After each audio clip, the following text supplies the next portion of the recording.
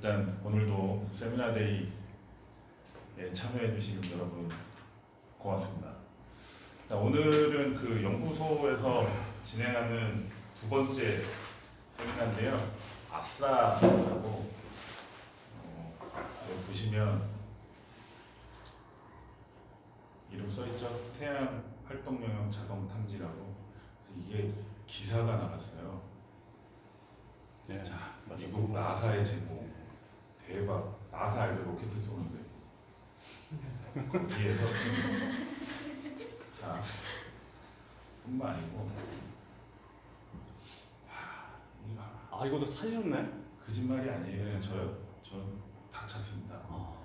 이 거짓말이 아니고 진짜 이거 나사의 나사. 네. GOVV죠. 나사.go. 여기 보면은요. 여기 오, 이름도 나옵니다. 사장님도 계세요 저 뒤쪽에. 네, 여기 계시네요. 이정도 부장님.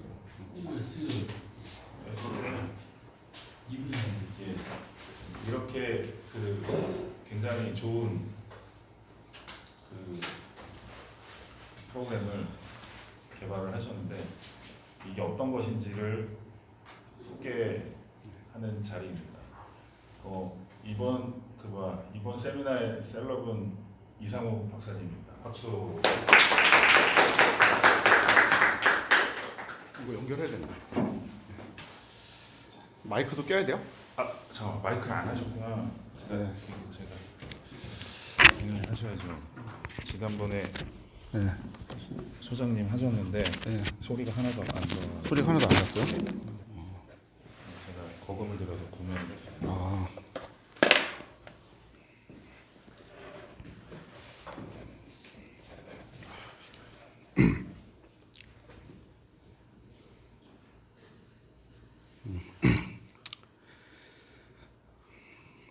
예, 앞서 소개를 받은 이상호입니다. 사실 뭐 제가 뭐 맨날 나오는 사람이 아니라 뭐 그 마주치는 분들도 있고 뭐 자주 뵀던 분도 있고 좀 자주 못 뵀던 분들도 있고 한데 하여튼 저는 뭐 사실은 이제 창립 멤버예요. 창립 멤버 중에 하나고요.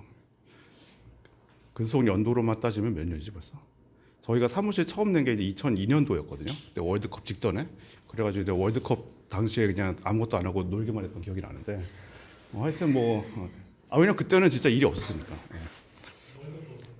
그렇지. 문호동 무임금이었지 그때 사실상.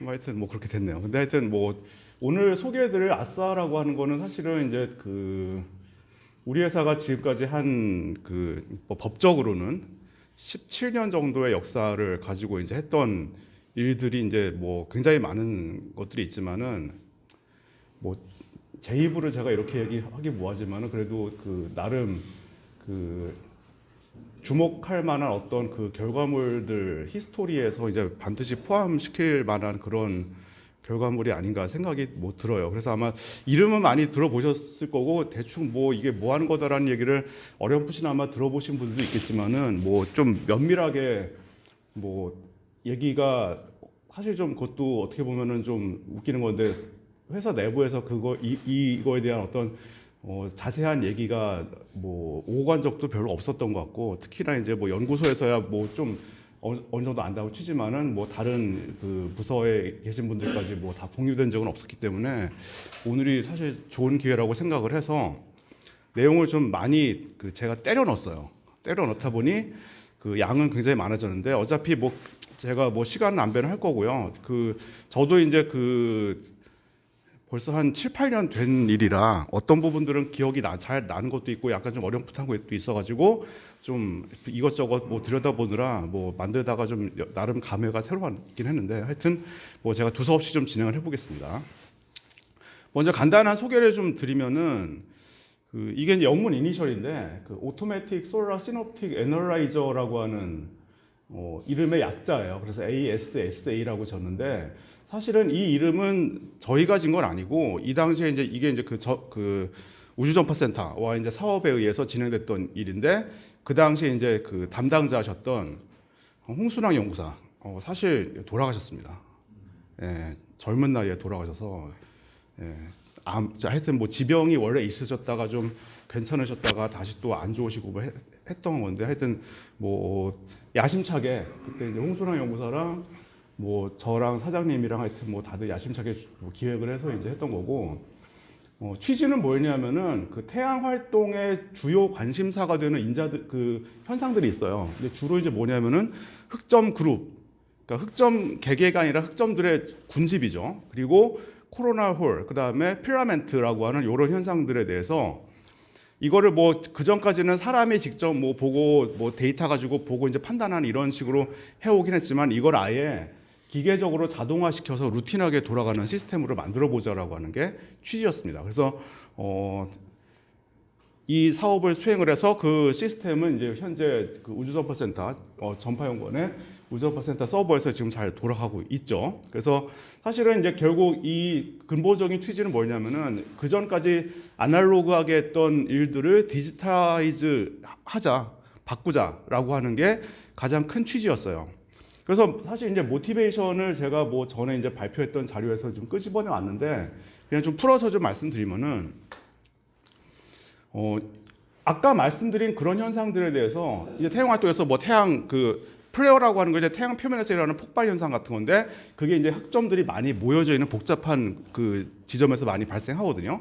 그리고 이제 코로나홀 같은 경우는 그 태양 자기장이 오픈되어 있는 부분이고 오픈되어 있는 자기장을 통해서 고에너지 입자들이 방출이 많이 되기 때문에 그 코로나홀의 모습을 바라보는 것도 굉장히 중요한 어떤 그 작업이 됩니다. 근데 그런 작업들을 기존에는 어떻게 했냐면은 사람이 전문가가 그 일 단위로 근무를 하면서 하루에 한 번씩 오늘 이제 뭐가 있으니까 여기 흑점 그룹 뭐가 있고 하니까 얘는 클래스가 뭐고 사람이 눈으로 보고 판단하고 그래가지고 이제 기록을 해가지고 그걸 하루에 한 번씩 해왔어요. 그게 이제 그것도 이제 나사인데 사실은 그 SRS라고는 솔라 리전 서머리라고 하는 그런 그 전문화된 정보를 생성하는 작업을 전문가가 하루에 한 번씩 생성하는 그런 식으로. 그래서 이제 이 당시에 개발 사업을 이제 진행했던 그 과정에서 실제로 이걸 하는 분과 이제 그 코어를 했었어요 그 당시에. 그래가지고 나사의 그 스페이스 웨더 센터에서 뭐 이런 작업을 실제로 하시는 그 분을 그때 그분이 이제 우리나라 오신 적도 있고 저희가 이제 그쪽으로 간 적도 있고 이제 거기 갔을 때 찍었는데 그분이 실제로 작업하시는 어떤 모습을 제가 이제 사진 찍어온 겁니다. 이런 식으로 전문적으로 하시는 분이 하루에 한 번씩 하는. 그리고 뭐 어차피 이런 태양 활동 관련돼서는 뭐 옛날에도 이런 그림, 그러니까 사람이 눈으로 보고 그림으로 이제 그리는 거죠. 왜냐하면 사진을 찍는 경우도 있지만은 뭐 옛날에 사진 기술이 이렇게 많이 발전하지 않았던 시대에는 육안으로 했던 적도 있었고 이건 너무 옛날이긴 하지만은 어쨌든 최근 그 당시 최근까지도 뭐 이런 식으로 하루에 한 번씩 하는 작업이다 보니까 이게 이제 그 장단점이 있는데 장점 뭐냐면은 그래도 경험 있는 엑스퍼티즈가 작업을 할 경우에는 판단 결과에 대해서 우리가 어느 정도 신뢰할 수 있다라고 하는 뭐 장점도 있겠지만은 그래도 이게 사람이 하는 거다 보니까 주관적인 판단이 개입될 수밖에 없어요. 그리고 그 사람도 전문적인 어떤 경험이 있는 사람이 매일같이 기계적으로 잘 한다면 모르겠으나 사람이 이제 그게 어렵잖아요. 어떤 날 아플 수도 있고 뭐 휴가일 수도 있고 못 나올 수도 있고 그러면 이제 그럴 때는 또 그 다른 사람이 대체해서 하기도 하는데 그러면은 전문가가 할 때랑 그 대체자가 할 때랑 좀 그 퀄리티가 좀 다를 수밖에 없고 그리고 같은 사람도 뭐 하는 날의 컨디션에 따라서 뭐 어제 내가 뭐 술 먹고 뭐 좀 몸이 피곤해가지고 오늘 그냥 대충 하래 뭐 이렇게 해도 사실은 뭐 누가 뭐라고 할 사람도 없고 하니까는 일관성도 좀 그 떨어질 수밖에 없고 그리고 작업을 하루에 한 번밖에 못 해요. 굉장히 이제 그 나름 고난도의 작업이다 보니까 하루에 한 번 하는 것도 대단한 거예요. 솔직히 말해서. 근데 이제 이거를 좀 더 자동화시키고 자주 할 수 있는 형태로 바꾸고 싶다라고 하는 게 그 당시 이제 홍순환 연구사의 그 취지였고 저도 그거에 공감을 해가지고 같이 이제 진행을 하게 된 겁니다. 근데 이제 그 우리가 이제 태양 흑점군이라고 하는 거는 사실은 이제 그 아까도 잠시 말씀드렸지만은 태양 표면에서 이렇게 흑점들이 모여 있어요. 그러니까 흑점은 항상 이제 그 우리가 볼 때 개별적으로 봐야 되는 경우보다는 이렇게 어떤 식으로 모여 있냐의 형태를 보는 게 굉장히 중요해요. 왜냐하면은 흑점이라는 것 자체가 태양 자기장이 들고 나가는 통로 같은 거거든요. 자기장이 센데 그러다 보니까는 저렇게 흑점들이 많이 모여 있는 지점은 어떤 특성이냐면은 자기장 구조가 복잡해요. 복잡하다는 얘기는 뭐냐면은 뭐 이것도 물론 뭐 자기 유체역 확인 이런 얘기들 들어가야겠지만은 그냥 단순히 말하면은 구조가 복잡할수록 얘가 그 뭔 일이 터질 가능성이 커요.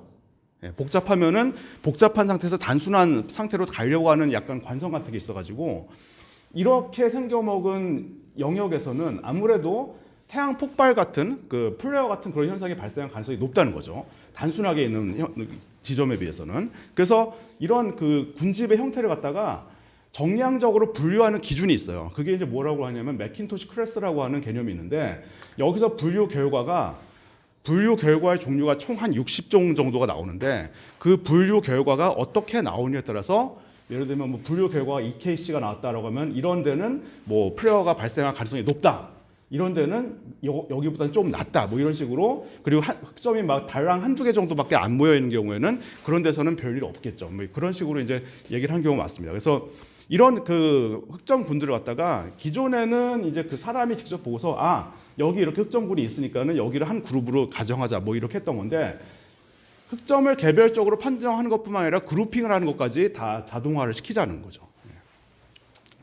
그래서 이제 그 아싸에서는 이제 원시 자료가 이제 태양 그 표면 그 자료가 이건 이 위성 데이터인데 이렇게 나온다라고 하면은 이제 굉장히 많은 과정을 거쳐서 이런 어떤 그 그룹에 대한 어떤 판독 결과 그 다음에 그 그룹별 그 맥킨토시 클래스에 대한 판독 결과를 자동적으로 이제 산출하는 알고리즘이 다 들어가 있습니다. 그래서 이렇게 이제 그 각 리전 그 솔라 태양 활동 영역이라고도 하고 흑점군이라고도 하는데 이런 부분들이 판독이 되면은 아 그러면은 이런 데는 플레어가 발생할 가능성이 높다라고 하는 게 있고 그 다음에 아 이런 부분은 가능성이 별로 없다라고 하는 게 있죠. 물론 이제 가능성이 높다 낮다라고 하는 거는 단순히 그냥 뭐 그 정성적으로만 얘기하는 게 아니라 이것도 이제 과거로부터 통계 자료가 있어요. 그러니까 이런 흑점군이 떴을 때 일단 뜬 다음에 뭐 24시간 이내에 플레어가 뭐 강한 플레어가 터졌다라고 하면은 뭐 CMX 이런 클래스 그 급이 있는데 그 X급이나 M급 정도의 플레어가 터졌다 24시간 안에 그랬다고 하면은 이런 리전이 다음에 뜨더라도 그런 플레어가 뜰 가능성이 높겠죠. 그래서 그걸 이제 장기간의 데이터를 가지고 통계 분석을 해서 어떤 확률을 우리가 이제 얘기를 합니다. 그래서 이거는 마치 그 기상에서 그냥 어떤 전조 현상이 있을 때 다음에 뭐 지진이나 뭐 태풍이나 뭐 하여튼 뭐 강수나 이런 현상이 있을 것 같다라고 짐작하는 어떤 통계적 기반을 마련하는 거랑 방법론적으로는 비슷하다고 볼 수 있어요. 그래서 이런 어떤 그 작업들을 그전에는 사람이 보고서 아 이게 내가 눈으로 이게 면밀히 보다 보니 이건 FKC 클래스 FK5겠구나, FKC겠구나, 또 뭐 BXI가 되겠구나 이런 식으로 사람이 직접 판독을 한다는 거죠. 그러니까 기준이 다 있는데, 그러니까 이거는 전문가가 아니면 못해요. 그러니까 일반 사람들이 봐도 그 기준이 굉장히 복잡해가지고 이제 못하는 힘들다는 거죠. 뭐 이런 작업들. 그리고 이제 코로나홀 같은 경우에도 이렇게 이제 이건 이제 태양을 우리가 육안으로 본 모습이 아니라요, 자외선으로 봐야 돼요. 자외선 관측을 해야 되는데 지금 여기 파장이 193 옹스트롱. 그러니까 가시광선은 우리가 흔히 알듯이 4,000에서 7,000 옹스트롱이잖아요. 근데 그 영역에서 볼 때 모습은 사실은 이런 모습은 사실은 가시광에 가까워요. 어떻게 보면은. 그래서 우리가 태양 떴을 때 좀 필터 같은 거 해가지고 보면은 흑점들이 구분돼서 보이는 것도 대충 이런 모습이니까 육안으로 보는 모습으로 볼 때 이게 더 친숙한데 사실은 태양은 다파장으로 관측하는 게 일반적입니다. 그래서 자외선 같은 경우는 우리가 이제 볼 수가 없죠, 육안으로. 사실 자외선이 우리 육안에 보이면 안 돼요. 왜냐면 그렇다는 얘기는 지구 대기를 뚫고 자외선이 온다는 얘기잖아요. 그러면 안 되는 거죠. 그래서 이 자외선 관측은 반드시 우주 공간으로 나가서 해야 됩니다. 그래서 이런 이미지는 특히나 인공위성이 해야 돼요. 예, 지상에서 못합니다, 이거는. 그래서 이런 그 자외선 이미지를 보면은 이것도 파장이 다양하겠지만은 이런 파장에서 볼 때 이렇게 마치 그 구멍이 뚫려 있는 것 같은 그런 형체가 보이는데 이걸 우리가 코로나 홀이라고 하고, 물론 이것도 사람이 보고 판단할 수 있어요. 있지만은 이것도 자동적으로 판단할 수 있지 않겠냐 이거죠. 그래서 이것도 뭐 자동적으로 판단하는 기술 이런 것들이 들어가게 된다라고 하는 겁니다. 그래서 이런 영역들이 자기장이 이렇게 오픈되어 있는 영역의 가능성이 높기 때문에 여기를 통해서 고에너지 입자가 지구 태양 간 우주 공간으로 흘러 들어가고 그런 고에너지 입자들이 지구 근방으로 결국 와서 어떤 지자기 폭풍이나 이런 현상들이 일으킬 가능성이 높다라고 이제 생각을 하기 때문에 그래서 이런 코로나홀 현상을 보는 게 중요하다는 거죠. 자, 어쨌든 이런 현상들을 자동적으로 판단하는 것이 이제 중요하겠다라고 해가지고 이런 사업을 이제 시작을 했던 거고요. 히스토리를 좀 말씀드리면은 12년도에 첫 사업이 시작돼가지고 사실은 그 중요한 그 핵심들은 이때 다 만들어지긴 했어요. 근데 13년도까지도 작업을 계속 해야 했어요. 왜냐하면 이거를 갖다 현업용 실시간 시스템으로 구동을 해야 되고 이런 걸 처음 해보다 보니까는 개발을 해서 런칭을 해서 이제 서비스를 시작한 이후에도 여러 가지 굉장히 많은 뭐 버그나 문제점이나 뭐 이런 것들이 발견되기 때문에 안정화되기까지는 사실은 거의 한 2014년 정도쯤 돼서야 어느 정도 안정화되기 시작했다라고 보시면 되고 처음 개발해서 론칭하고 1년 정도의 기간은 어떻게 보면은 뭐 알파나 베타 정도 수준이었다고 봐도 무방할 정도로 좀 개선 작업들이 많이 진행이 됐던 그런 시기였습니다. 그래서 14년도쯤까지 안정화된 이후에는 마이너 업데이트 정도로 계속 유지 보수 차원에서 뭐 사업 어떤 꼭지가 있으면은 그런 사업을 통해서 계속 이제 유지를 해왔던 그런 상태이기 때문에 횟수로만 따지면은 12년도 12월이니까 만으로 따지면 만 7년이 이제 좀 넘어선 상태가 될 거고 뭐 안정적으로 구동된 시기로 따지면 한 6년 정도가 되겠네요 아무래도. 예.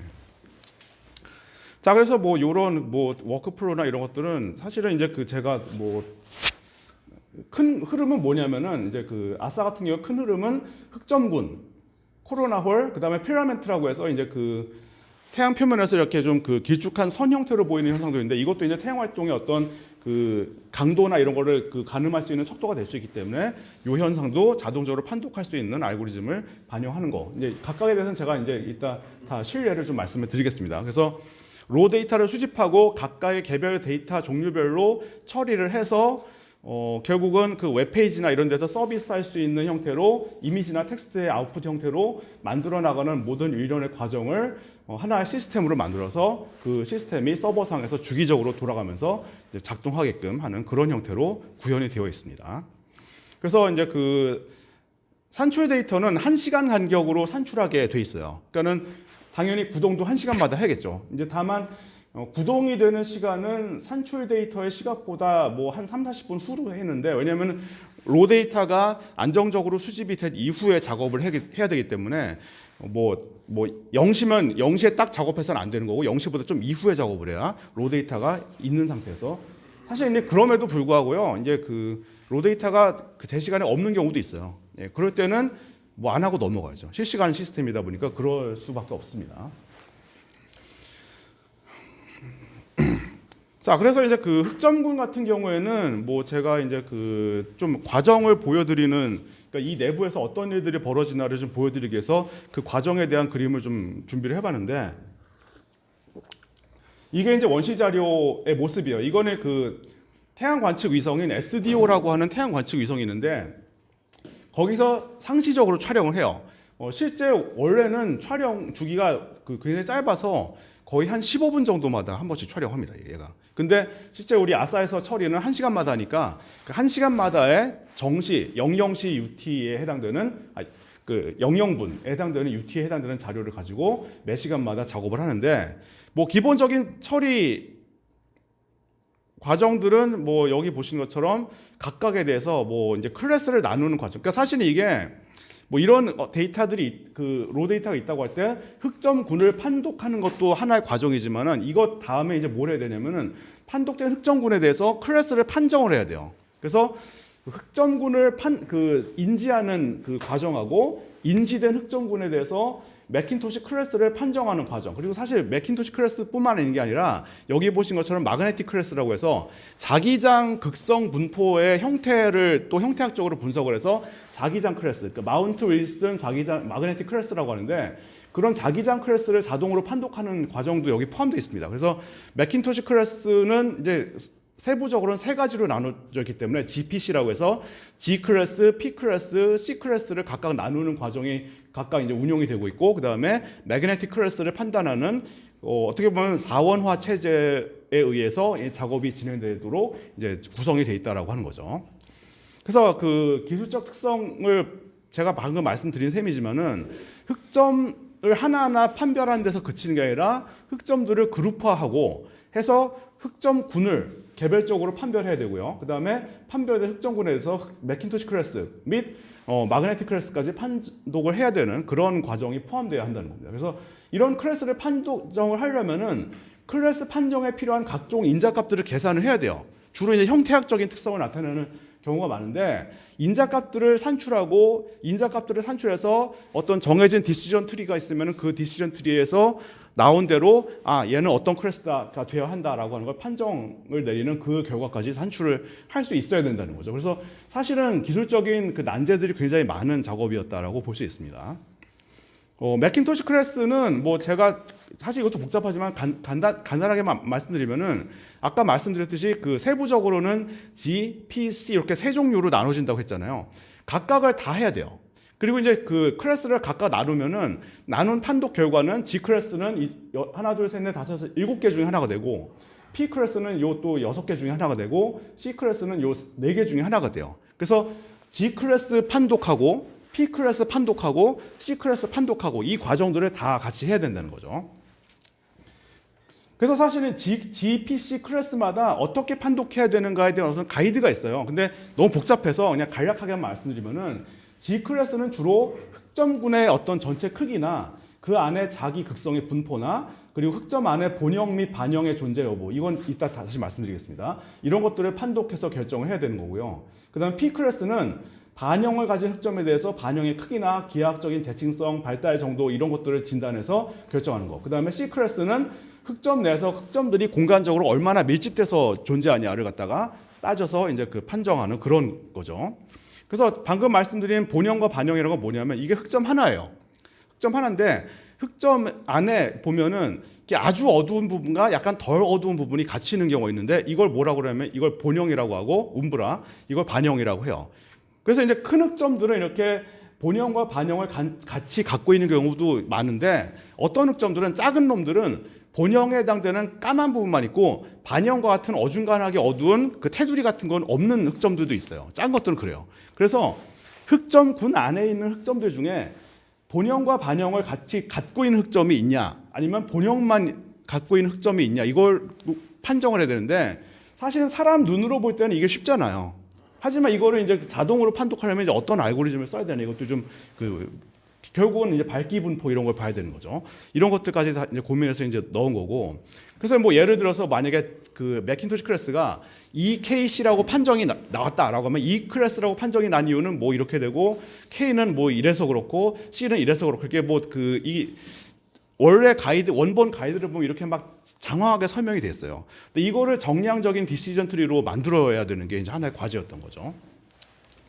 그래서 이 GPC 클래스를 분류하는 그 방법에 대한 어떤 원론적인 내용은 여기 이제 SIDC라고 하는 Solar Influence Data Analysis Center라고 하는 요 웹사이트에서 이렇게 가이드 그 내용이 존재해요. 여기를 보면 되는데 뭐 아무래도 여러분들은 뭐 가보실 필요 없겠지만은 가보신다 하더라도 아마 그냥 바로 백하고 돌아오실 거예요. 뭐 그 정도로 복잡한 내용이라서. 그래서 하여튼 G 클래스는 뭐 이 안에 그 페눔브라와 음브라가 같이 공존하냐 아니면은 음브라만 있느냐 뭐 이거에 대해서 뭐 판정하는 것도 있고 그 다음에 흑점군의 전체 그 동서 방향의 길이가 어느 정도 되느냐 뭐 이런 것들에 대한 판정을 다 정량적으로 해서 판단해야 되는 거고 뭐 P 같은 경우는 그 안에서 가장 큰 흑점이 이렇게 쉐이프를 판단하는 거죠. 타원형에 가깝냐 아니면 타원형에서 많이 벗어난 어떤 불규칙한 형태냐 이거에 따라서도 이게 달라진다는 거고 그 다음에 C 클래스는 흑점군 안에 흑점들이 얼마나 많이 밀집해서 모여 있느냐 아니면 듬성듬성 있느냐에 따라서 나눠지는 그런 형태라고 보시면 됩니다.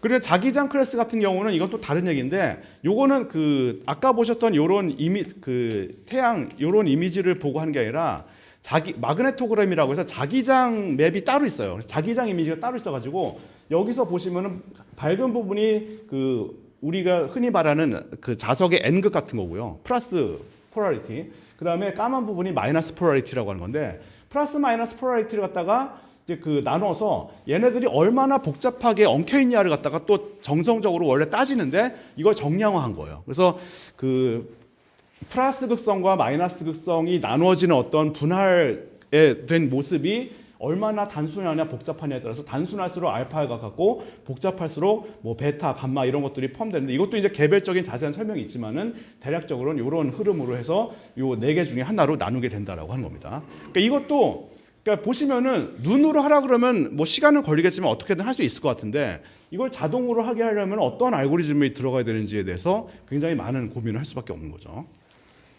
그래서 이런 어떤 그 고민 끝에 만들어진 알고리즘들이 이제 들어가 있다라고 보시면 되고 그 알고리즘에 의해서 처리되는 과정을 보시면은 이게 이제 그 원래 이미지 데이터고 여기서부터 이제 흑점에 해당되는 어떤 시드에 해당되는 영역을 먼저 추출합니다. 이렇게. 이거는 그 밝기 인텐시티 기반으로 추출이 돼요. 여기까지는. 근데 여기서 보면은 흑점을 판단했을 때 너무 작은 필요 없는 형체들도 있기 때문에 얘네들은 출현해야 돼요. 출현해야 하다 보니까는 이제 모포로지 오프닝이라고 하는 기법을 동원을 해서 이제 출현한 거고 일단 출현한 시드로부터 다시 한번 그 이미지를 갖다가 그 영역을 강조하는 리전 그로잉이라고 하는 기법을 동원하면은 흑점에 아주 자잘한 거는 아니었지만은 그래도 주목할 만한 흑점들만 다시 출현하는 게 이제 가능하다는 거죠.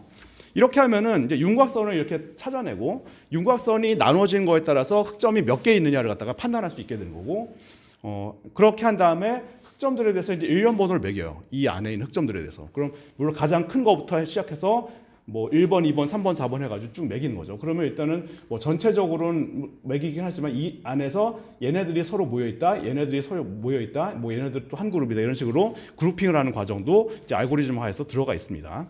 그렇게 해서 그룹 판독을 여기까지 해요. 여기까지가 이제 첫 단계예요.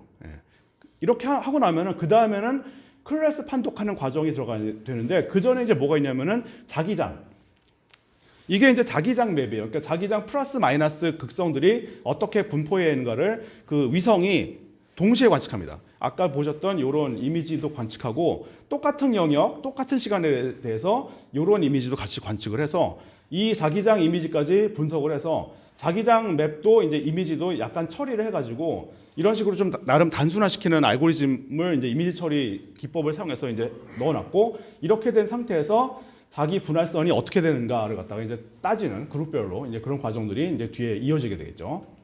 그래서 뭐 예를 들면은 이 흑점군이 뭐 여기 이 흑점군에 대해서 따질 때 동서 방향으로 얼마나 길쭉하게 모여 있느냐 뭐 이것도 하나의 그 판단 인자 중에 하나가 될 수 있고 그 다음에 이 흑점군 안에서 가장 큰 흑점이 얘고 맨 오른쪽에 있는 얘인데 얘를 좀 더 그 확대해 보면 이렇게 나와요. 그러면 이런 흑점이 그 형태가 그 어떤 대칭적인 타원 형태를 그 이쁘게 생긴 그런 형태를 띠고 있냐 아니면 굉장히 좀 무정형의 형태를 띠고 있냐를 갖다가 판단하는 건데 이것도 눈으로 이제 보면은 뭐 쉽게 알 수 있지만은 이걸 정량적으로 판단하려고 하면은 윤곽선을 뭐 타원 피팅을 해가지고 타원으로부터 얼마나 벗어났냐를 갖다가 정량적으로 따져서 뭐 한다든지 그래서 많이 벗어나면은 이거는 뭐 정형화된 흑점이 아니니까는 뭐 P 클래스를 어떻게 판정해야 되냐 여기에서 사용되는 그런 인자를 설치하는 것도 있고 그 다음에 이런 흑점 안에서 페눔브라, 엄브라가 공존하고 있을 때는 이렇게 밝기 프로파일 분포가 이렇게 나눠지게 되니까는 이때는 이런 흑점은 페눔브라를 동반하고 있는 흑점이다. 아니면 어떤 흑점은 이원화가 되지 않을 때는 뭐 페눔브라를 동반하지 않고 있는 흑점이라고 판정한다든지 이런 과정들이 다 이제 들어가 있는 거죠. 그리고 뭐 이런 영역 내에서 자기력선, 그 자기 분할선이라고 하는데 플러스 극성과 마이너스 극성을 나누는 이런 분할선의 어떤 복잡도가 얼마나 되는가 이런 것들에 대해서 정량적으로 판단하는 알고리즘들이 다 들어가 있다라고 하는 겁니다. 그래서 이런 거 외에도 뭐 다른 많은 그 것들이 들어가 있지만은 어쨌든 판정을 해가지고 결과가 나와요. 그러면은 매킨토시 클래스는 분류결과가 어떻게 되고 그 다음에 자기장 클래스는 분류결과가 어떻게 되고 뭐 이런 것도 나오고 그러면 분류된 클래스가 뭐냐에 따라서 그런 영역에 있을 때 플레어 발생 확률이 얼마가 될 것이냐에 대한 것은 통계 자료를 기반으로 해서 확률을 갖다가 이제 같이 산출해서 이제 그 표시하는 거죠. 그리고 이제 아까 말씀드린 그 사람이 했다는 그 정보가 이게 솔라 리전 서머리인데 이 정보도 참고로 같이 표시하게 해놨어요. 그래서 여기 보시면은 그 아싸 이제 결과 그림 보시면은 여기 붉은색으로 써 있는 클래스가 있고 초록색으로 되어 있는데 붉은색이 아싸에서 디지털 기법으로 판독한 클래스 결과고요. 이 초록색으로 된 건 뭐냐면은 아까 얘기 드렸던 사람이 직접 판독한 SRS 사람이 하루에 한 번씩 판독한 결과인데 서로 안 맞죠. 근데 이제 이게 서로 안 맞는 게 이상한 걸까요? 아니면은 자연스러운 걸까요? 사실은 그게 이제 좀 애매한데 사람이 한 거는 하루에 한 번씩 나온다고 했잖아요. 근데 아싸는 1시간마다 하죠. 그러니까 하루에 24개가 나와요, 결과가. 그러면은 24개의 결과가 사람이 했던 하루의 결과와 매번 다 같을 수는 없잖아요. 그러면 오히려 이상한 거죠. 예. 그러니까 같을 수 없어요. 물론 그 사람이 한 결과도 어느 시간대에 그 데이터를 가지고 주로 판단했냐를 뭐 가지고 비교해 볼 수 있겠지만은 그럼에도 불구하고 사실은 이게 사람이 한 거와 이게 똑같을 거냐라고 하면 그러한 보장은 없는데 근데 이제 어떤 분들은 이제 자꾸 이 사람이 한 거랑 맞아야 되지 않냐라고 얘기하시는 분들이 있어요. 이제 가끔 보면은. 근데 사실 그거는 제가 보기엔 말도 안 되는 얘기라고. 이제 물론 말도 안 되는 것까지는 아니지만은 완전히 똑같긴 어렵고 뭐 얼추 비슷할 수는 있지만은 똑같아지는 거는 원천적으로 불가능하다라고 하는 거죠. 어쨌든 이렇게 나오고 그 다음에 여기 이제 보면은 플레어 확률이 나오는데 이게 이제 뭐냐면 이런 리전들이 떴을 때 뭐 C 클래스, M 클래스, X 클래스 그러니까 X로 갈수록 강력한 플레어이기 때문에 강한 플레어가 나올 확률이 몇 퍼센트 정도 될 거다라고 하는 퍼센테이지를 이제 그 지난 한 20여 년 정도의 데이터를 바탕으로 통계낸 자료를 바탕으로 해가지고 이런 리전 클래스가 떴을 때는 이런 식으로 이제 확률이 나올 테니까는 뭐 내 리전 여기 있는 영역마다의 확률을 다 이제 계산을 합쳐가지고 그 조합을 해서 이제 종합적인 어떤 확률을 이제 산출해서 같이 이제 표시하도록 해놨습니다. 그래서 그 결과 맵에서는 이건 이제 그 매킨토시 클래스를 보여주는 그림이고 그 다음에 이거는 마그네틱 클래스. 이제 보신 것처럼 복잡한 매그네틱 클래스냐, 뭐 간단한 마그네틱 클래스냐에 따라서 좀 달라질 수 있겠죠. 그래서 이런 결과들을 매번 표출하게 이제 해놓은 게 지금 현재. 그리고 이제 그 결과 텍스트 파일도 같이 산출하게 해서 그림으로만 보는 게 아니라 여기 있는 주요 정보들을 그 txt 파일의 형태로 생성하는 기능도 다 이제 포함시켜가지고 매번 서버상의 이 결과 파일들이 정해진 규칙에 따라서 폴더 구조 하에서 생성이 돼서 저장되게 해놨습니다. 그래서 뭐 이런 식으로 각각의 리전마다의 어떤 뭐 이 안에 뭐 흑점이 이 그룹에 총 몇 개 있고 페numbra를 가지고 있는 흑점 몇 개 있고 그 다음에 중심 위치는 어디고 그 다음에 뭐 여기 면적이 얼마 뭐 클래스는 뭐로 나왔고 이런 정보들을 갖다가 그리고 각각의 개별적인 영역별로 플레어 확률 어떻게 계산되고 종합 플레어 확률은 이렇게 나온다라고 하는 이런 정보들 뭐를 갖다가 이제 텍스트 정보로 아웃풋을 산출하는 것까지 다 들어가 있죠. 그래서 뭐 이런 식으로 계속 운영을 해왔어요. 해오고 있고 뭐 운영을 해오면서 뭐 자잘한 문제점이 있을 때는 수정을 뭐 하면서 이제 계속 이제 유지를 해왔다라고 이제 보시면 됩니다. 그래서 흑점군에 관한 말씀은 이 정도로 이제 드리면 될 것 같고. 그 다음에 이제 바로 이어서 코로나홀 그 디텍션에 대해서 좀 말씀드리면은 아까 말씀드렸듯이 뭐 이런 그 자외선 이미지가 있을 때 자외선 이미지를 바탕으로 해서 뭐 이걸 처리를 해서 이제 얻어야 되는데 사실은 이제 이런 작업을 할 때 이제 난관이 뭐냐면요. 그 여기서 이제 그 여러분들이 보시기에도 코로나홀 찾으라고 하면은 여러분이 눈으로 찾으라고 하면 여기라고 이제 대충 감으로 잡으실 수 있잖아요. 그렇죠? 근데 이제 이걸 자동으로 하라 그러면 이제 어떤 문제가 생기냐면요. 이거 이제 처음에 인텐시티 기반으로 해야 되는데 어두운 데니까. 그렇죠? 근데 이걸 인텐시티 기반으로 여기서 이제 처리를 하라고 하면 어떤 문제가 생길지 혹시 짐작이 가시는 분 계세요?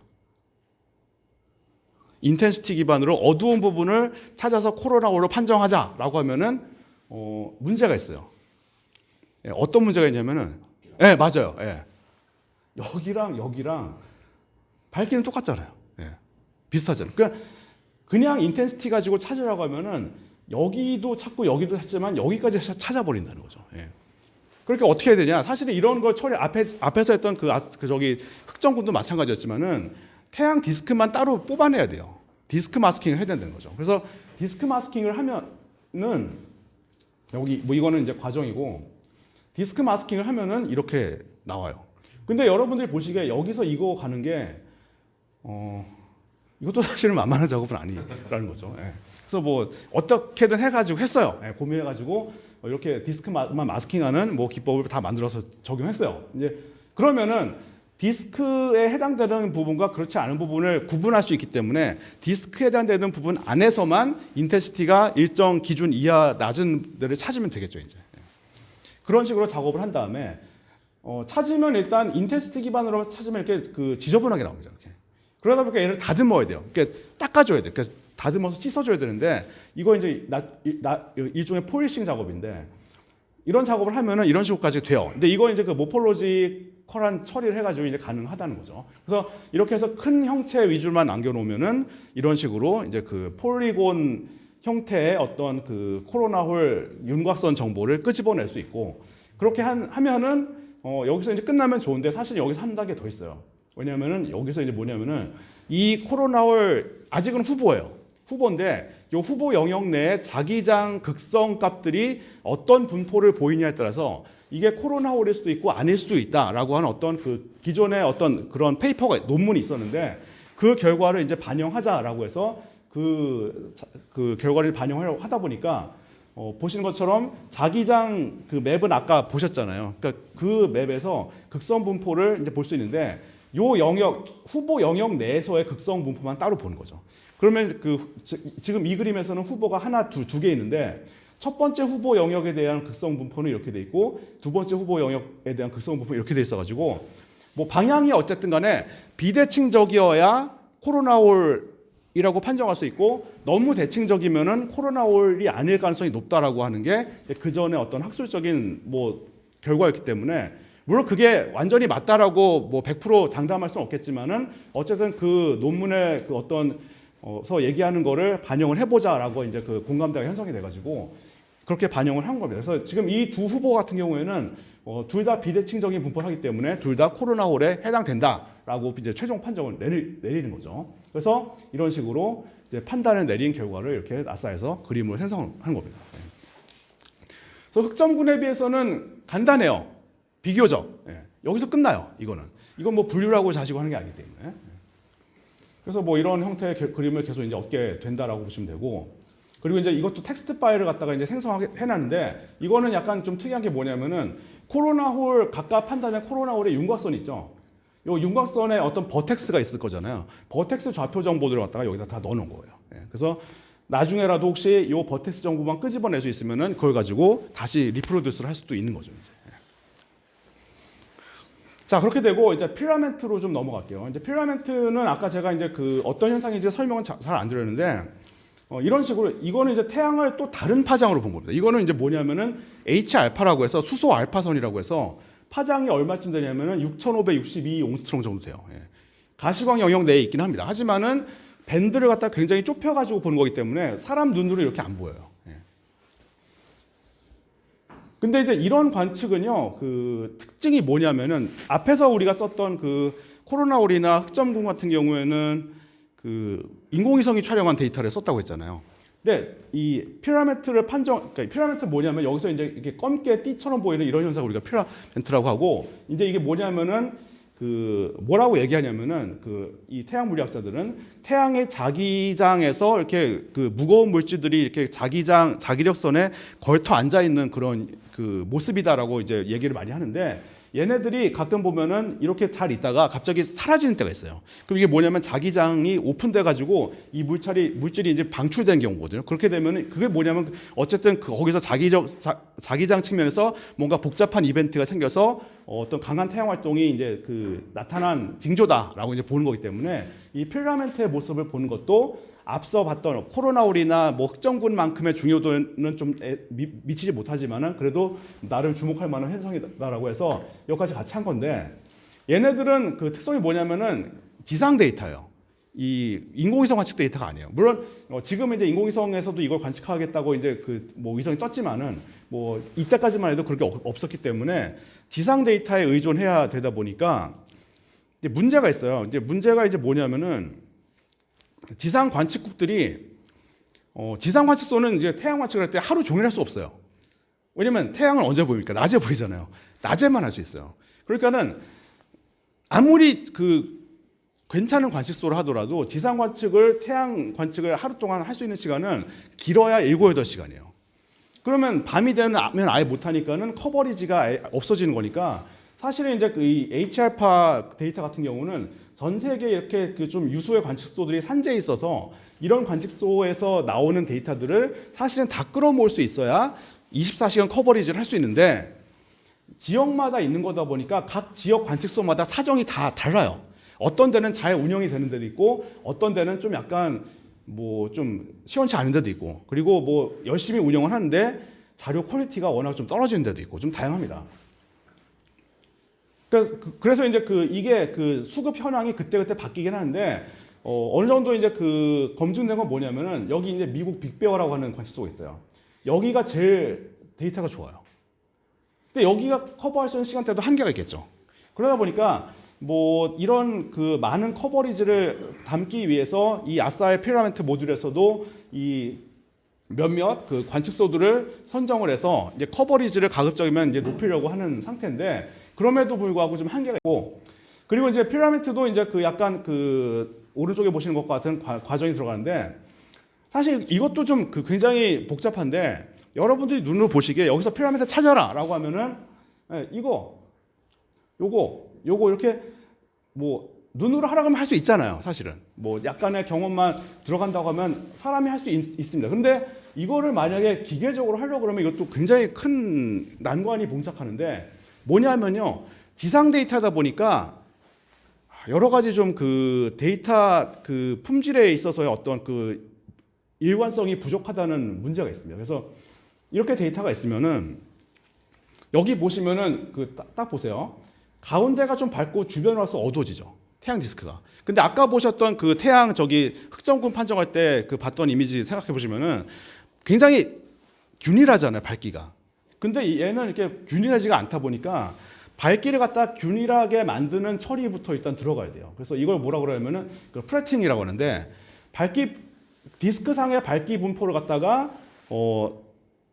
얘로 평평하게 펴기 위한 바닥 데이터를 갖다가 이제 따로 빼는 거죠. 그래서 이런 데이터가 있는 상태에서 물론 이게 디스크 마스킹을 일단 한 겁니다. 마스킹 한 다음에 밝기 프로파일을 가지고 이제 나누면은 그러면 이렇게 원래는 이렇게 지저분했다 하더라도 그러니까 이게 이제 이런 상태 데이터가 이럴 경우에는 프레트닝 프로파일이 이렇게 나오고 좀 더 지저분한 경우가 있어요. 이런 경우에는 이렇게 나와요. 이런 경우 어떤 경우일까요? 구름 낀 경우예요. 예. 지상 데이터니까 당연히 구름의 영향을 받아요. 그럼 이런 경우도 있다는 거죠. 그럼 이럴 때도 다듬기 위해서 이렇게 하면은 그럼 이렇게까지 필 수 있어요. 이미지의 밝기를. 그래서 이 과정에 일단 들어가야 되고요. 지상 데이터다 보니까. 그리고 이제 이렇게 프레트닝에 의해서 이미지의 밝기를 균일하게 다듬는 과정이 들어가면은 그 다음에는 인텐시티 기반으로 일단 가능한 후보들을 먼저 뽑아내야 되는데 1차 후보들. 역시 피라멘트도 이 디스크상에서 어두운 형체니까는 어둡다라고 하는 관점에서 그냥 트레셔홀드를 줘가지고 그냥 밝기 기준으로만 하면은 추출이 되는데 문제는 뭐냐면은 추출할 때 얘만 추출되는 게 아니라 주변에 어둡게 보이는 이렇게 자잘한 형체도 있잖아. 얘네들까지 같이 나와요. 그러니까 얘네 버려야 돼요. 버리는 것도 이제 모폴로지컬 처리를 해서 버리면 이 정도까지 추려지게 됩니다. 예. 추려지게 되고 물론 이것도 아직 완전한 거 아닙니다. 완전한 거 아니고 여기서 이제 뭐냐면은 그러면 이제 여기서 볼 때는 여러분들이 아마 얘 이렇게 보실 수 있을 텐데 눈으로는 다 되는데 컴퓨터가 이걸 보고서 뭐가 피라멘트인지 아닌지를 판정하게 하려면은 형체가 좀 일종의 일롱게이티드 이렇게 길쭉한 형체를 띈 것들만 뽑아낼 수 있게 해야 되는데 그런 처리를 하려고 그러면 우리가 이제 뭘 하냐면은 일종의 컨버전 처리해야 돼요. 그러니까 이런 다양한 방향의 길쭉한 형태의 모폴로지컬 에리먼트를 동원해서 유사한 베이스가 이런 것과 유사한 어떤 형체들을 여기서 다 찾아내게 하는 그런 컨버전 과정이 필요한데 그거 우리가 뭐라고 그러냐면 모폴로지컬 오프닝이라고 합니다. 그런 과정을 이제 동원하면은 그러면은 앞에서 보신 것과는 달리 이 정도까지 좀 추출이 되고 그런 다음에 이제 모폴로지 오픈한 다음에 약간 좀 리전 그로잉이나 이런 해가지고 좀 더 키우게 되면 이런 정도까지 모습이 나오고 이렇게 한 다음에 뭘 하냐면은 여기서 끝나는 게 아니라 이런 식으로 각각의 형체에 대해서 이게 그 형체를 이루는 뼈대 있죠. 스켈레톤에 해당되는 부분을 구성하는 버텍스들을 갖다가 다 뽑아내야 돼요. 예, 그래야만 각각이 어떤 선으로 이어진 형체다라고 하는 거를 다 이제 구분해낼 수 있기 때문에 이런 식으로 버텍스의 형태로 다 구분해내고요.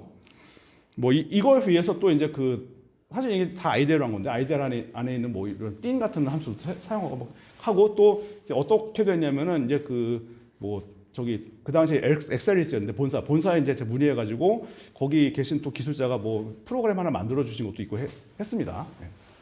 하여튼 뭐 이렇게 뭐 그런 우여곡절을 겪고 나면 이렇게 판정이 돼가지고 이제 그 개별 피라미드를 갖다가 이제 그 뽑아낼 수 있게 된다라고 하는 거고, 그럼 이제 결과가 이렇게 나와요. 네, 나온다는 겁니다. 그래서 이 결과도 결국은 뭐냐면 피라미드를 구성하는 어떤 그 버텍스 정보들을 갖다가 개별 피라미드마다 이제 그 수록하는 그런 형태로 그 텍스트 기반의 아웃풋 정보를 이제 추출하는 것, 그 생산하는 것도 다 기능에 들어가 있다라고 하는 거예요. 그래서 아까 말씀드렸던 그 지상 관측소들 중에 뭐 어떤 관측소를 이용하고 있냐라고 하는 현황을 보면은 사실 이게 그 론칭한 다음에 좀 몇 번 변했는데 지금 현재 시점에서는 호주의 리어몬스하고 그 다음에 스페인의 알타이다하고 그 다음에 미국의 빅베어 요 세 군데 관측소의 데이터를 이용하고 있는데요.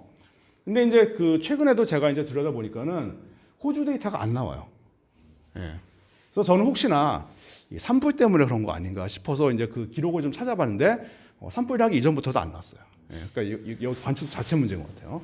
근데 지금은 뭐 더구나 안 나오고. 근데 이제 그러면은 비슷한 위도대가 그 경도가 어디냐면은 우다이프르기 인도거든요. 전에도 여기 썼었는데 여기가 데이터 수급 상태가 굉장히 불량하더라고요. 그래가지고 여기를 하다가 여기가 안 좋아가지고 여기로 한 건데 여기도 지금 안 좋으니까 지금 우리 쪽 그 경도대에서는 믿을 만한 관측소가 지금 없는 상태라서 할 수 없이 그 시간은 많이 비어요. 예, 그거 어쩔 수 없어요, 그거는. 그리고 지상 데이터다 보니까 가끔 이런 데이터가 나오는 경우가 있어요. 예. 비행기가 지나가가지고 그러니까 관측소에서 이제 망원경이 보고 있는데 비행기가 쓱 지나가면 이거 보이는 거지 뭐. 그래서 이것도 이제 그 정말 드문 현상인데 전에 이제 그 피라미드 모듈이 이제 운영되다가 너무 이상한 결과가 나온 게 있어가지고 이제 왜 그랬나 봤더니 이렇게 되니까 이 피라미드 모듈이 여기를 피라미드로 판정을 한 거예요. 예, 그럴 수 있잖아요.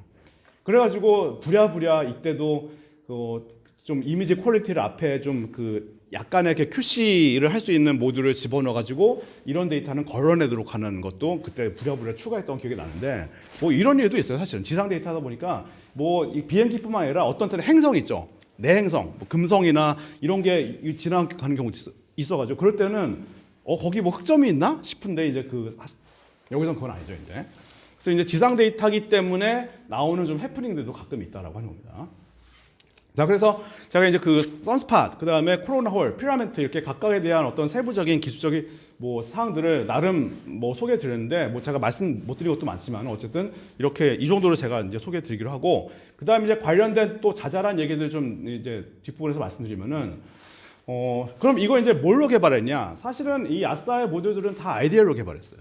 예. IDL로 개발했고 그러니까는 서버에서 실시간으로 구동되고 있는 프로그램들도 다 IDL로 작성이 됐고 다만 뭐냐면은 서버에서 1시간마다 주기적으로 돌아가게 해야 된다고 했잖아요. 그건 이제 그 리눅스 서버니까 거기서 이제 크론탭 기반으로 그러니까 쉘 스크립트를 짜서 그 쉘 스크립트가 IDL로 그러니까 어떻게 되냐면 IDL로 실행 파일을 만듭니다. 그러니까 소스 코드가 아니라 소스 코드 개발을 하고 소스 코드를 일종의 그 윈도우로 말하면 exe 파일 같은 거를 만들어서 쉘 스크립트에서 그 실행 파일을 갖다가 어떤 옵션을 줘가지고 실행할 수 있게 다 할 수 있어요. 그래서 그 쉘 스크립트 형태의 어떤 약속된 작업들이 있으면은 그 쉘 스크립트를 갖다가 주기적으로 크론탭으로 돌리는 그런 형태로 지금 돌아가고 있게 해놨고요. 그게 이제 실시간 시스템이고, 그리고 이제 이 사업을 할 때 어떤 것도 했냐면은 서버에서 이제 그 실시간 시스템을 위해서 돌아가는 그런 프로그램들도 당연히 있지만은 이거 외에 그 아싸의 어떤 코어 기능들을 갖다가 스탠드얼론 GUI의 형태로 애플리케이션의 형태로 쓸 수 있는 어떤 그 배포용 프로그램도 같이 만들자라고 이제 그런 항목도 있었기 때문에 그것도 같이 만들었다는 거죠. 그래서 이제 그것도 사실은 다 IDL로 만들었어요. 왜냐면 그 인터페이스, 왜냐면 코어 모듈이 IDL로 되기 때문에 이 GUI를 갖다가 또 다른 언어로 한다는 거는 너무나 비효율적인 거기 때문에 일단 그래도 다행히 IDL에서 이런 어플리케이션을 만들 수 있는 그 프로그래밍 기능은 들어가 있기 때문에 그래서 할 수가 있었습니다. 자, 그래서 뭐 이 IDL 안에 있는 뭐 이미지 프로세싱 라이브러리나 뭐 그리고 이제 그 필요에 따라서 새로 만드는 알고리즘, 그 다음에 뭐 네트워킹을 위한 뭐 이런 그 오브젝트라든지 그리고 이제 GUI 프로그램 만들 때는 이런 방법론들, 그리고 이제 그래픽 기능들은 주로 이제 유그래픽스 체계의 그래픽 기능들을 사용해서 이제 그 구성을 해서 이제 전체적으로 만들었다라고 이제 보시면 됩니다. 그래서 이제 그 결과물들은 현재 지금 우주전파센터에 그 태양활동 자동 이시 시스템이라고 하는 요 웹페이지를 통해서 서비스가 계속 되고 있고요. 그래도 한 7년 정도 됐는데 그래도 안정적으로 가고 있어요. 아직까지는 다행히도. 예. 자, 그리고 이게 이제 그 스탠더얼론 GUI 프로그램의 모습인데요.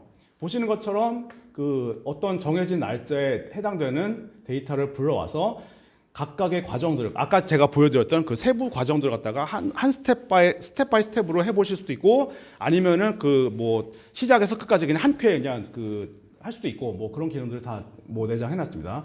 이따가 시간 남으면 이것도 구동하는 거 좀 보여드릴 수 있으면 좋겠네요. 그래서 이런 그 아싸에서 그 나오는 거 그 실시간 시스템에서 나오는 것과 동일한 결과물을 이 인터페이스 상에서도 얻을 수 있게끔 뭐 해놓은 게 이 기능을 다 집어넣었고요.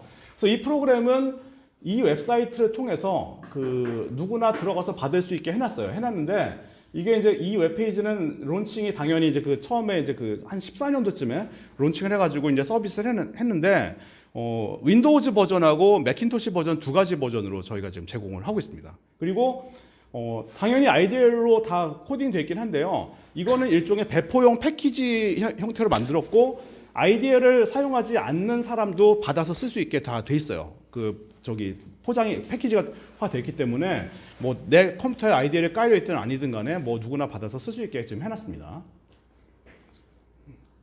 그래서 이런 소개 페이지. 그 다음에 이제 요 관련된 어떤 내용들을 갖다가 이제 그 당시에 뭐 한 뭐 2, 3년에 걸쳐서 여러 가지 이제 그 뭐 워크숍이나 학회에 가서 이제 발표를 했었어요. 그래서 이거는 13년도 스페이스 웨더 위기라고 해서 그 미국 볼더, 그 콜로라도 주의 볼더에서 매년 있는 그 스페이스 웨더 분야의 워크숍인데 거기 가서 이제 포스터 형태로 발표를 했었고요. 그 다음에 이거는 그 같은 해 AGO 그 가을 미팅에 이제 포스터 형태로 발표됐던 사실 이제 오늘 말씀드린 것과는 좀 약간 다른 방향의 내용이긴 한데 뭐 기본은 아싸입니다 이것도.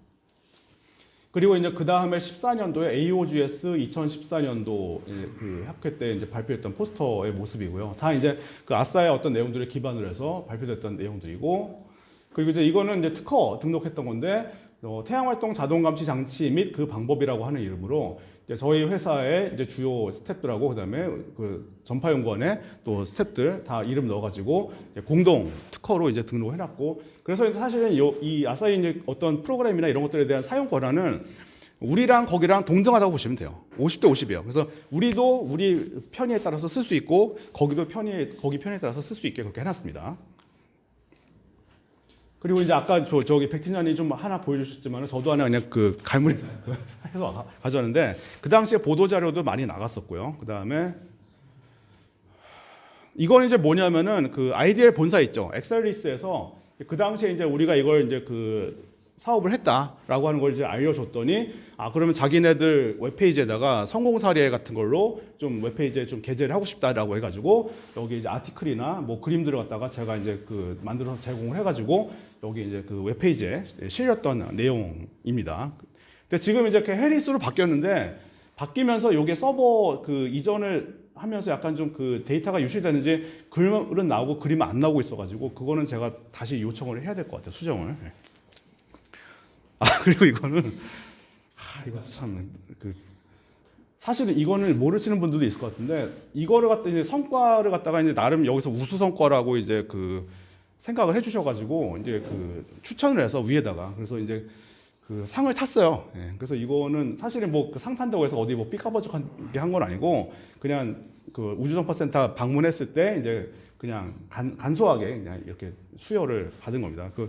이분은 뭐 아시는 분들은 아시겠죠 누군지 거기 김영기 팀장님. 그래서 뭐 이렇게 뭐 상도 받았던 기억이 나고 그리고 이제 이거는 그 17년도에 11월에 그 나고야 유니버시티에서 이제 어떤 워크숍이 있었냐면은 그 세계 각국의 그 태양 활동 뭐 플레어 주로 이제 플레어 예보 모델들에 대해서 이제 그 정보들을 좀 공유하고 그 다음에 이제 모델에 대한 어떤 그 성능 평가 같은 거를 뭐 완벽하게는 아니지만은 뭐 각각의 각 나라에서 운영되는 모델의 어떤 산출 데이터를 좀 모아다가 평가를 좀 해보자라고 하는 취지에서 이제 모였던 워크숍인데 그때 이제 그 전파센터 그 문주처 연구사랑 같이 이제 참석했던 그때 모습입니다. 그래서 뭐 이 당시에 이제 그 얘기됐던 내용, 그 다음에 여기서 이제 다 이제 그 취합돼 가지고 분석했던 내용들은 그 이후에 한 1, 2년 정도, 2, 3년 정도 계속 이제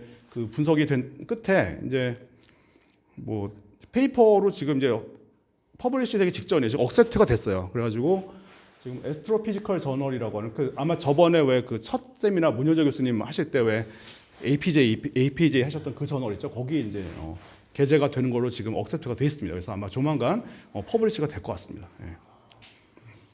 그래서 하여튼 뭐 제가 나름대로 뭐 그 현 시점에서 이제 우리가 바라보는 어떤 존재 가치라고 할까 이걸 좀 생각해 보면은 이제 8년 차에 접어들었어요. 그리고 아직까지는 뭐 잘 가고 있어요.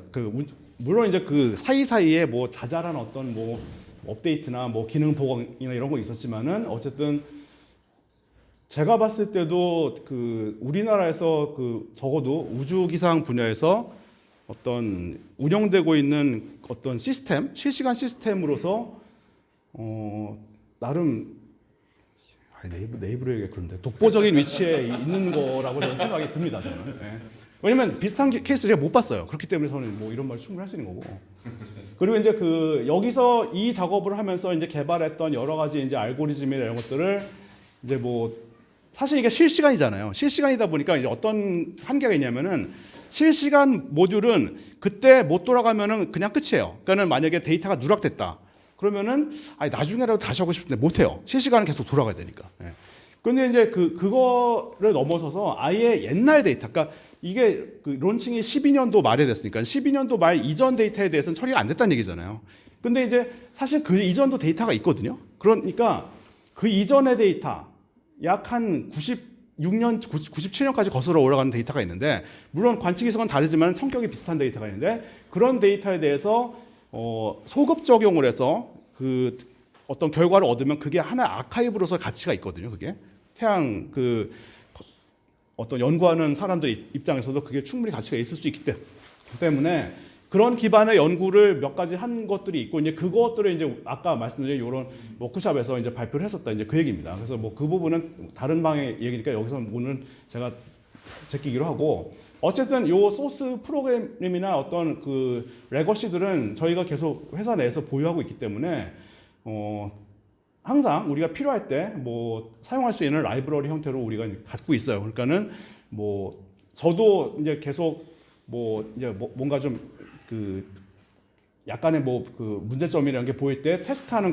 목적이나 이런 걸로도 계속 프로그램 갖고 뭐 테스트하고 있고 그렇기 때문에 뭐 물론 이게 그 사업 측면에서 유지 보수하는 거랑 우리가 내부적으로 계속 보강하는 거는 별개의 일이지만은 어쨌든 내부 자산으로서 계속 갖고 있으면서 좀 활용을 해나가면 좋지 않겠냐라는 생각이 듭니다. 그래서 요거는 제가 그냥 그 간단하게 그 GUI 프로그램 아까 말씀드린 거 좀 잠깐 보여드릴게요.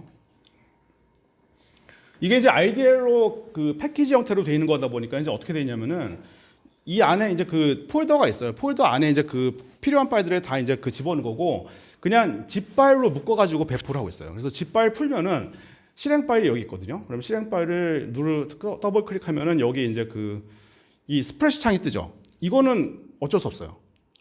스프레시 창을 안 뜨게 하려면은 런타임 라이센스라고 하는 걸 따로 이제 갖고 있어야 되는데 그건 비용이 드니까 이제 일반 유저들한테 그렇게 할 수는 없고 어쨌든 이런 스프레시 창은 뜹니다. 그래서 여기서 이제 그 누르면은 이제 그 본 프로그램이 이제 실행이 됩니다. 그래서 네, 이런 식으로 뜨게 돼요. 그래가지고 사실 이게 화면이 커가지고 좀 스크롤을 하긴 해야 되는데 여기서 이제 예를 들면 오늘 1월 17일이잖아요. 지금 06시인데 그 현재가 뭐 오늘 01시 때 데이터를 만약에 가져오겠다라고 하면은 로드 데이터라고 하면은 이렇게 이제 그 돌아갑니다. 그래서 이건 이제 뭐냐면은 네트워크를 통해서 이 SDO 데이터를 수집하는 과정이에요. 그래가지고 찾아봐가지고 이제 데이터가 있는지 없는지 여부를 이제 알려주게 되겠죠. 이게 네트워크가 뭐 아주 빠른 거 아닌가 보네요. 예. 오래 걸리나 보네요. 예. 하여튼 뭐 이렇게 받으면은 그러면은 뭐 하나하나의 처리를 다 해볼 수 있다라고 하는 겁니다. 예. 예. 아까 얘기했듯이 그 사람이 했다는 데이터, 이제 SRS 데이터도 그냥 일단 로드하게 돼 있어요. 그래서 일단 가져온 거예요. 원시자를 가져온 건데 안타깝게도 지금 보시면은 흑점이 있습니까 없습니까? 없어요. 예. 요즘 없어요. 이런 지 몇 년 됐어요 벌써. 예. 근데 요즘은 흑점 찾는 게 그 거의 신받다 수준이에요. 예. 그래가지고 이게 태양 활동이 너무 이제 그 죽어가지고 그래서 사실 여기서는요 제가 보기에는 처리해봤자 뭐 별로 나올 게 없어요. 예.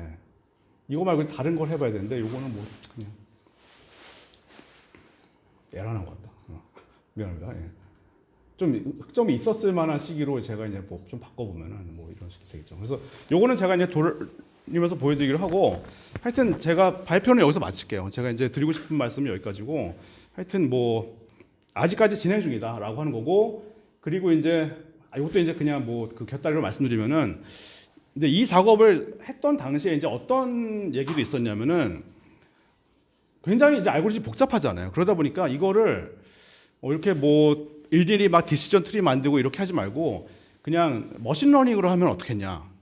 뭐 뉴럴 네트워크가 되든 뭐가 되든 뭐 그런 얘기가 나온 적도 있었고 실제로 그렇게 하는 사례도 없지 않아요. 없지 않은데 뭐 몇 가지 여러 가지 이유 때문에 일단 뭐 좀 그렇게 안 갔는데 일단은 그래도 어널리틱하게 이렇게 좀 과정을 하나하나 밟아 나가는 형태로 만들어 보는 게 더 큰 의미가 있겠다라고 생각했던 부분도 있고 그리고 이제 머신러닝 같은 경우에는 뭐 트레이닝을 시켜가지고 결과가 나오지만은 결과가 나왔을 때 그게 어떤 메커니즘에 의해서 나온 결과인지를 갖다가 다시 역으로 살펴보는 게 약간 좀 어려운 부분도 있기 때문에 이게 이제 이것도 일종의 사이언스인데 사이언스에서 이제 그런 식으로 뭐 결과를 얻는 게 뭐 맞는 건지 아닌지에 대한 약간 저 개인적인 의구심도 있었고 그리고 어쨌든 뭐 복잡하지만은 이런 과정들을 하나하나 만들어 보는 것도 굉장히 큰 의미가 있을 것 같다 뭐 등등의 여러 가지 좀 그 이유를 해서 이렇게 해봤습니다. 그래서 요거는 뭐 뭐가 잘 안 되는데 하여튼 뭐 나중에 제가 그냥 간단히 무비 하나만 보여드리고 끝낼게요. 예. 이거 이제 뭐냐면은 그 전에 저희가 그 부스에서 이 홍보 영상으로 만들었던 건데 이런 것도 만들었어요 저는. 그래서 뭐 프레어 예보도 뭐 새로운 뭐 프레어 예보를 시작했다 뭐 이런 것도 얘기했고 그 다음에 이걸 뭐. 들었어요. 아 그런가? 네. 뭐 코로나월 디텍션도 뭐 여기 되고 있다 뭐 이런 것들. 아마 이게 16년도인가 16년도였던 걸로 제가 기억을 하는데요. 이거 만든 게. 그다음에 뭐 스탠더드 GUI도 만들었다 뭐 이런 얘기들 뭐 다 여기 해가지고 그냥 그 컴퓨터에 그냥 그 계속 무한 반복해가지고 틀어놓은 영상 있잖아요. 그냥 그런 식으로 써먹으려고 만든 겁니다. 아 이게 그 GUI 그 돌리는 모습을 갖다가 이제 그 그냥 영상으로 이제 한 건데 원래 이렇게 돼요. 이런 것들 그래가지고 이런 결과들도 뭐 그때 볼 수 있다 뭐 등등 이런 것들 코로나월도 뭐 실시간 시스템에서 하는 것과 똑같은 형태로 결과를 이렇게 얻을 수 있고 뭐 필라메트도 마찬가지고 뭐 이런 얘기들 갖다가 여기다 해놨습니다. 무기를 갖고 계시네. 아직 있더라고. 나도 사실 그러니까 이거 저도 준비하면서 뭐 이것저것 좀 그 거의 발굴에 가까운 작업을 좀 해봤는데 뭐 나온 게 좀 이 정도네요. 발표하신 내용 보내주셨어요. 예, 제가 다 보여드릴 거예요. 예, 예, 예. 내가 만들었는데 나도 없는데. 아 이거 만든 거는 이정도 박사가 만든 건가? 영상 만든 거. 아 그러니까 머티리얼은 내가 줬고 아마 그랬던 것 같아. 자 여기서 마치겠습니다. 감사합니다. 예.